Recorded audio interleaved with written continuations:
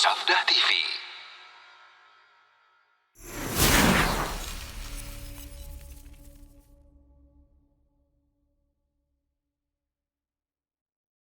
Di antara wasiat Rasulullah SAW di zaman fitnah, apalagi ya akhal Islam, azani Allah wa yakum. Ya, yaitu kita disuruh rujuk kepada pemahaman para sahabat. Kita disuruh merujuk pemahaman siapa? Para sahabat. Kata Rasulullah SAW dalam hadis yang masyhur Al-Irbad bin Sariyah. Ya. Usikum bitaqwallah was-sam'i wat-tha'ah. Wa in ta'ammara 'alaikum 'abdun habasyi fa innahu man ya'ish minkum fasayara ikhtilafan katsira fa 'alaikum bisunnati wa sunnatil khulafa'ir rasyidin al-mahdiyyin min ba'di 'addu 'alaiha bin nawajidh wa iyyakum wa muhdatsatil umur fa inna kulla bid'atin dhalalah. Kata Rasulullah SAW apa? Aku wasiatkan kalian untuk mendengar dan taat kepada pemimpin. Walaupun pemimpin kalian itu berasal dari Ethiopia. Dalam satu ayat yang lain yang telinga dan hidungnya buntung. Ya. Walaupun kalian dipimpin oleh pemimpin seperti itu. Padahal dalam Islam, Pak, hamba sahaya Ethiopia nggak boleh jadi pemimpin. Syarat pemimpin dengan ijma seluruh ulama adalah dia harus merdeka, nggak boleh hamba sahaya. Tidak mungkin hamba sahaya jadi pemimpin kecuali pasti caranya nggak benar, Pak. Ya, biasanya dengan cara pemberontakan dan yang lainnya. Tapi tetap Nabi SAW menyuruh apa? Mendengar dan taat. Lalu Rasulullah bersabda apa? Sesungguhnya orang yang hidup setelahku nanti akan melihat perpecahan yang sangat banyak sekali. Fitnah. Setelah itu Rasulullah SAW bersabda apa? Memberikan kepada kita bimbingan di masa itu. Ketika kita melihat perpecahan yang banyak, apa yang harus kita lakukan? Kata Rasulullah, fa'alaikum bisunnati.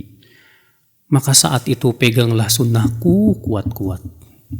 Wa sunnatil khulafa'ir rasyidin, dan pegang sunnah khulafa'ur rasyidin. Siapa? Abu Bakar, Umar, Uthman dan Ali. Ya. Adhu 'alaiha bin nawajidh, gigit ya dengan gigi geraham. Wa iyyakum muhdatsatil umur. Kemudian jauhi oleh kalian perkara yang diada-adakan, yaitu bid'ah. Fa inna kulla bid'atin dhalalah, karena setiap bid'ah itu sesat.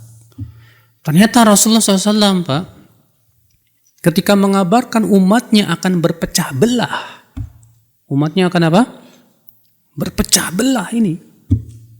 Kalian akan melihat perpecahan yang banyak.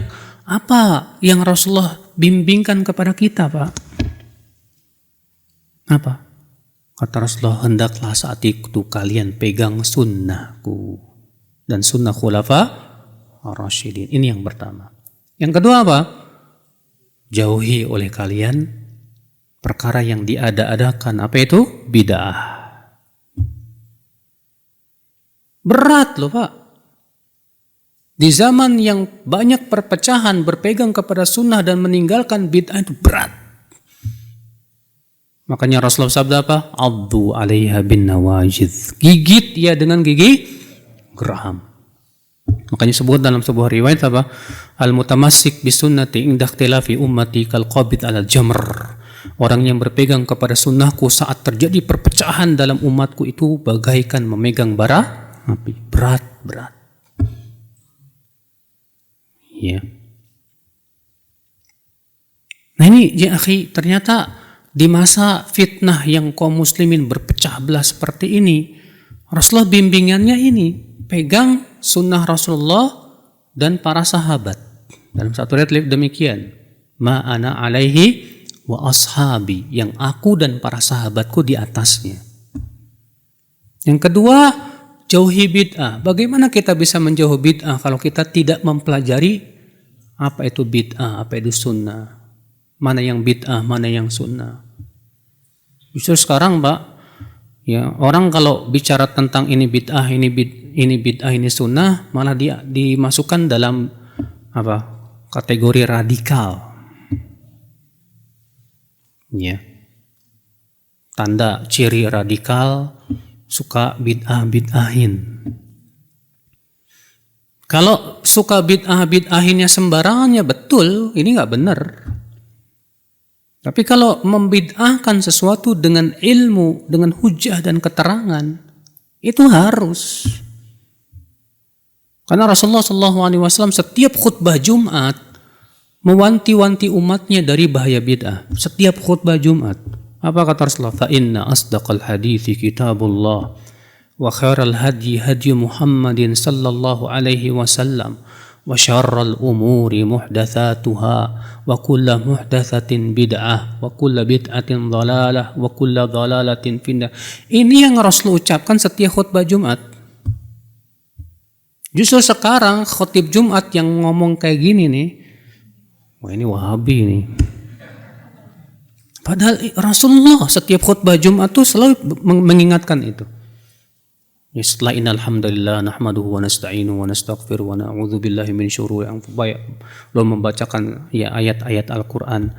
Rasulullah mengatakan amma ba'd fa inna asdaqal hadithi kitabullah wa khairal hadyi hadyu Muhammadin sallallahu alaihi wasallam. Sesungguhnya ucapan yang paling benar adalah kitabullah, dan sebaik-baik petunjuk adalah petunjuk Rasulullah. Wa syarrul umur, dan seburuk-buruk perkara itu yang dibuat-buat, yang diada-adakan.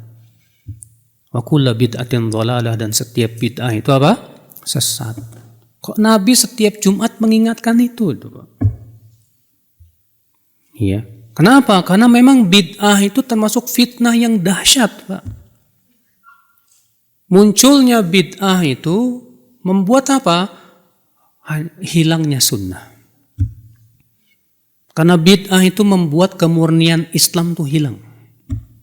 Islam tidak murni lagi, tapi dicampuri oleh ya bid'ah, karena bid'ah itu hasil pemikiran manusia, bukan berasalkan dari dalil Al-Quran dan hadis. Karena disebut bid'ah karena memang tidak ada dasarnya dari Al-Quran dan hadis.